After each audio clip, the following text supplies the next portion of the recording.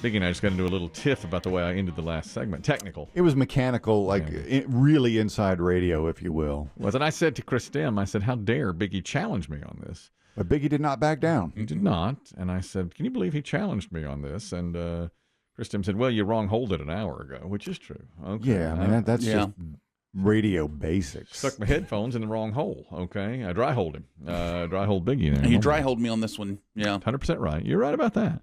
I want glory hole. Okay, now you want some glory hole, you'll get it later. You're not going to get a dry hole here. Yeah.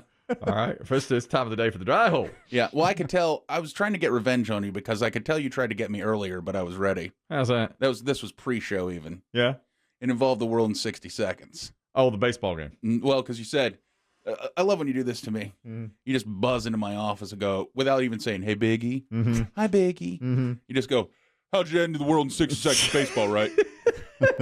And I was ready. I had already had it. You did it. I said, yep.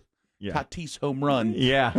I thought baseball playoffs might sneak up on you, and we don't want to disappoint our fan. Our fan. I even made sure it was the late game. Yes, and I was hoping you would. One listener without a smartphone. That's right. That's right. They need this. I love sports, but doesn't follow ESPN. Not only was the late game, it also involved the Braves, and they're a very popular team on our affiliates. With my mother-in-law. Yes. Well, they lost last night, unfortunately. Yeah. You know, the Padres were the only home team that won yesterday, and the rest were road victories. Oh, you made some money. Made a little money on that one. Okay. Well. Yeah. Well, I no wonder you're feeling yourself today. I wouldn't say challenging the dry hole. I guess you could say I bet on myself because I had a gut feeling. I had a gut feeling. I said the Mets will win, the Braves will lose. I kind of felt that too. The Mets seem to have a little something, a little juice going for them. Yeah, they can hit. I mean, they're not good. No lead is insurmountable, it seems. For now, I watched some of those games yesterday. The Mets, they put together runs like the way it used to be done. Like they move well on the bases and they hit to the opposite field. All that stuff, really inside baseball. And they scored 5 runs with 2 outs yesterday without hitting the ball over the fence, which usually doesn't happen. You know, the Brewers-Baltimore game, crazy close. Game. It was 1-0. Royals, Baltimore. Royals, thank you. Sorry. Yeah, that's a great game. I watched that, and the Tigers beat the Astros, surprisingly. They have an ace pitcher. He's going to win the Cy Young. Yeah, that guy's a good pitcher. Yeah. Speaking of which, earlier we talked about Pete Rose again. His cause of death was revealed. And I asked Chris Demm, and I totally agree with Chris Demm, that baseball, of course, banned him for life from the Hall of Fame. But now the discussion comes up again because he's died. Every time I open my phone now, I see Big Papi saying, hey, man, let's bet on baseball. Right. Have you seen that with the picture where he's behind a plate of a table of wings? Yes, I have. Yeah. Well, hey, let's bet. Let's bet on baseball. Hey, Chris. Well, that was the question. The question was, how can baseball be so hypocritical to keep Pete Rose out of the Hall of Fame because he bet on baseball, yet get in bed with DraftKings and the rest, and now say, hey, go bet on baseball, you know? But I think Chris Demm rightfully points out the fans can do anything they want. We can bet on baseball. As a player, you know your rules. You can't bet on baseball. Now, they're paying you enormous salaries, which Pete Rose didn't make as much back in the day, but he made good money for the time, I'm sure. And it made it in other ways, too. A P1 listener, Rodney, says, Pete Rose has been banned long enough. I understand the integrity of the game, but the top home run leaders literally cheated and still have those records in the Hall of Fame. But they're not there. Barry Bonds is not in the Hall of Fame. Pete Rose's jersey and stats and bat and ball and glove, they're all in the Hall of Fame. I had that same, I heard a lot of that too. This is a fallacy. This argument is a fallacy from Rodney. Because they're not in there. Right. I saw that a lot, and I was like, it's not the same. They're not in there. That's right. You're right. The same stuff is there, but they are not. Barry Bonds' bat is there. Roger Clemens' baseball is there. They're not there. A lot of people think they should be, for sure.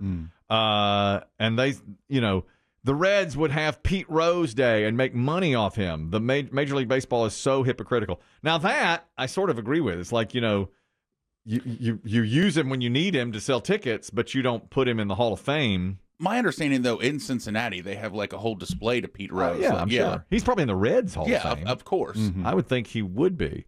And that topic has been going around for a long, long time. And I don't know that it'll ever die, Right. And I don't think he's going to get in. Now's the shot. I mean, this is it. Now that he's passed away, if it goes a year and he's not in there, I think that's it. But, now, but the commissioner would have to say something, correct? I mean, because the sports writers, correct? They're the voters. But I think the commissioner would have to push for it. And as we mentioned yesterday, from a century ago, shoeless Joe Jackson is not in. You know something else? Because he gambled on baseball in the 1990. I heard also this on ESPN that this commissioner will never do that because it would be betraying the previous two commissioners who were so steadfast against Rose Giamatti, Faye Vincent, and then who was it forever, the Milwaukee owner? Bud Selig. Bud Selig. All of them kept him out. Another note here. My wife and I have the perfect marriage. We know that. She and I never argue except about one thing. You want to run that by me again? Yeah. Okay. I believe we just had a knockdown throwdown over cold medicine. Oh, we did. That's over zinc. Okay, zinc. Yeah, that's right. Yesterday. Order me some zinc. I will not order you zinc. But what's the main thing we fight about? The main money. No, the second thing. The children. All right, the third thing we fight. What to watch? The dog? No. All right, down the list, but we fight over her cluttering up the house. That's so far down the list. That didn't even come to me. This is a. Yeah, I mean, even if it was like top 8 answers on the board. Yeah. Family Feud style. I would have taken a while. No, she won't throw anything away, and I don't want to. That's all you do. I like to throw everything. You keep nothing. That's right. And she wants to keep everything.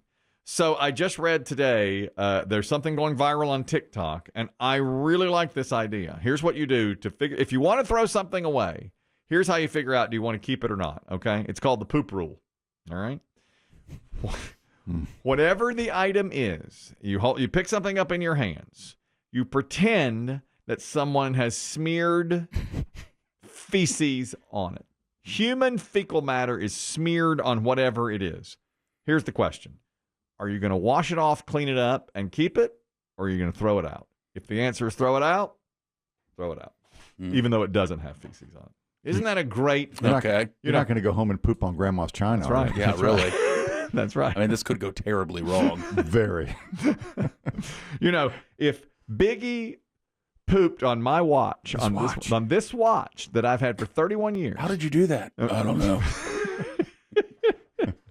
If you took a crap on this watch, yeah, I'd clean it because I like it that much. Okay? I'm not throwing this watch away. If Biggie crapped on this mouse, I'd throw it away. Well, that doesn't belong to you. That's right. Maybe, how about one of your John Elway autographs? I'd clean it. I'd clean that and keep it. Mm-hmm. But old radio station T-shirt. Throw it away. So that's right. So you have to decide what's clutter and what's not with what they call the poop rule. But see, you're in a tricky situation, especially because you have 2 young children. Some things you want to keep because they were part of your family's legacy. Oh, yeah. And you feel and I imagine your wife for sure. Oh, yes. Will feel it's her duty to pass them along to your next generation. Oh, no doubt. That's right. Like we have toys my son played with from Cars, the movie. He loved the movie Cars. And I just think if Biggie shat on Lightning McQueen. Why would you do that? I don't know. Biggie, you really helped me out in that garage sale. Look, you may get arrested. I mean, the wife's going to call the law, but you really helped me out. You didn't just bring him over here to poop on stuff, did you? I would throw it out. I think my wife would clean it and keep it. The children's toys? The children's toys, yes. Melissa, you're talking about the poop rule. Go ahead. Yeah, so I have a son, Kelly, that is your son's age, and I don't know if you remember the golden Lego Ninjago sets that you would put together. Yes, I did know of those. Precious to my son, who was maybe 6, I don't know, 7. Anyway, the dog ate part of the Lego Ninjago set, and we did put the poop rule into effect. It involved hosing poop off and picking it out and soaking the Lego pieces in alcohol and all that. Oh, Melissa. So he got his pieces back. You literally did it. You used the literal poop rule. That's rule. right. And you decided that's it. That's the poop rule. And it was literal in your case. I'm glad you did that, and I think that was the right thing to do because it was so dear to your son. He still has it. Oh, awesome. That's his rosebud. That's right. It will never. It'll Spoiler never. alert. Yes, big time. Thank you, Melissa. Thank you so much for coming on board here at the Poop Rule. Yeah. The next time we have a garage sale, I'm bringing Biggie over. I'm going to fill his belly with chili. Yeah. So let's do this. Let's do the Go Poop ahead Rule. and poop on that, too. All right, and so let's just see how it turns out. Another email today. I took a little offense to this, I have to say. Stephen is the P1 listener here and says, I'm 26 years old. I'm a P1. I live in Charlotte, North Carolina. Enjoy the program. Very nice. 2 weeks ago, I was set up on a blind date with a friend of a friend. We went for drinks on a Friday evening, got along really well, so much so she wanted to see me again on the following Sunday. That Sunday, we went to brunch, and she asked me if I'd ever played pickleball before. She likes the game. This is the line that got me. He said, I told her I've never played, but I listened to a radio show on which one of the guys is this crazy angry boomer who plays all the time. Well, that took a turn. I couldn't believe he said it. I am not a boomer. I am not a boomer. That's the part you're mad about? Yes. Yes. You're okay with the other parts? He called me crazy angry boomer. Yes. Yes. He continues. We're planning on playing at my apartment's court this coming weekend, and the only things I know about pickleball is from listening to you talk incessantly about it. Normally, my eyes just glaze over, and I completely tune out. But I really like this girl. I was thinking maybe you could give me some tips for her. That's what, you know what that is? Audacity. Audacity. You've got some audacity. Crazy. Let me email and insult you in every way possible, and then ask for your help. I couldn't believe it. Mm-hmm. I could not believe it. But he's asking you to step up and help with bro code. And grow the game. Can you wingman him? Yes, and grow the game that I love. So I'm so torn Yeah. on this, you know? Wingman, grow game. I'm not a boomer. I am not a boomer. I am not in that He generation. insulted you every which way, and every then possible. which is actually most of the emails. Yes. Yes. Insult. Anyways, help me out. You should overnight him your best paddle. Oh, my God. I could do that. No. Yeah. Not your best. No, just one. Second best? Just one that I have. God, I gave my daughter just went out and played pickleball, and the only paddle I had in the house, because my son had my older ones, was my nice Golden boy? my golden boy paddle. And I went to her and I said, if you mess up this paddle, because I was playing the next day, I said, if you mess up this paddle, Yeah. I'm gonna have to get a demo. Email's not from her boyfriend, is it? It's possible. Possible. Her boyfriend did Does your daughter play with her boyfriend? a group, Okay. including him. They go out and play from time to time and enjoy it. As you know, she just goes out kind of for fun. That's what most people do. No, I don't. No, it's not fun for you No, there'll be anymore. no fun. it's not fun. I have an emergency tournament on Sunday. A what? An emergency tournament. Emergency tournament. Diesel said we must play in this tournament. Apparently, there's some players there he really wants to play against. And I was like, all right, pencil me in. So we're driving an hour and 15 minutes to go and play on Sunday. And I'm missing the NFL games on Sunday to play this. And I will do that. And, of course, the Lord's Day. You're an angry, crazy boomer. That's what he called me. He might be right on that now. He said, I know that I listen to a radio show. One of the guys is this crazy angry boomer who plays all the time. What? I'm outraged by that. The other email, and we sort of touched on this yesterday, was how AI, if you just, and this is from Daniel, if you just feed in information, it'll come up with a song for it. Remember yesterday's? Yes. And Chris Demm said he could only listen to it once. Some people think them is actually an old lesbian. Some people think Demm's an old lesbian. Pretty sure this song won't help prove that wrong. It sure will not. That's all we got. Sorry, Mr. Demm, yeah. So sorry, Demm, yeah. The end. That's the whole song. That's it. The end. That's all he put. Chris Demm looks like an old lesbian, so they come Sorry. Something like that. Then he said, as a test, too, he did my bio. So this is called Chris Kelly Bio. That's all it is.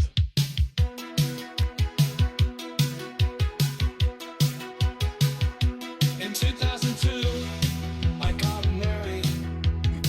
Most people think I ever drugged or paid a woman to be with me. But I swear I won hard the old-fashioned way. Hypnosis.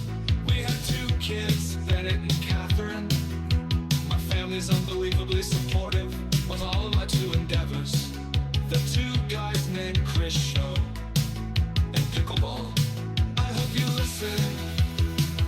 And I hope to see you on the courts. I hope you listen.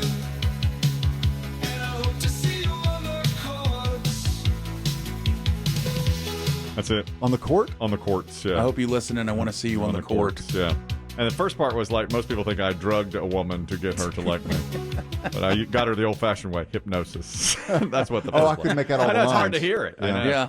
And then the other one he wrote. I like it's a catchy melody. I thought They're so. both catchy melodies. Listen, this one will get in your head. This one's called Poor Biggie. Poor It's Biggie. called Poor Biggie, and it's about my demanding nature on Biggie. Kelly is mean, poor guy Biggie. Kelly is never happy with anything. Oh, poor Biggie, don't upset the boss man. Oh, poor Biggie, just give Kelly the Celsius can. Kelly has so many demands, only Biggie understands. Kelly is never satisfied, even when Biggie almost died. Oh, poor Biggie, don't upset the boss man. Oh, poor Biggie, just give Kelly the Celsius can.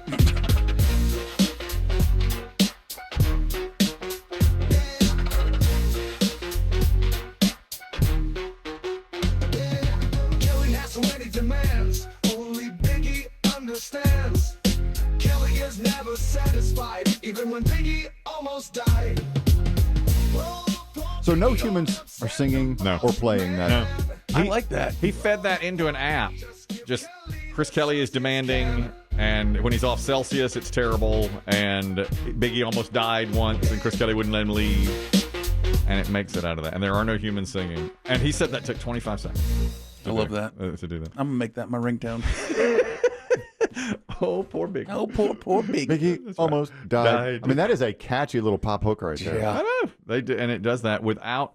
I mean, I think eventually all you're going to hear on the radio is like stuff like that. You know, you don't need a singer. You don't know. Well, you have that already. Yeah, no Yeah, human but people being. still want to hear Taylor Swift. They want to Right, hear. but I'm saying 50 years from now, you can create Taylor Swift without it. I think we've already battled a year ago. Somebody made a song that sounded like Drake. They released it as a Right. Drake song. Right. It went into the charts. Yeah. Yeah, but Drake lives. I mean, that's But don't you that was think? just a novelty. But don't you think today you could probably probably tell AI, I want a pop sounding star that sounds like Katy Perry, a young Katy Perry, and I want these lyrics, and because you can try it 1,000 times, and you could get probably a hit song out of it without even any human being on it. It's unbelievable how that is. I mean, and it'll only get better and better, of course, as we know.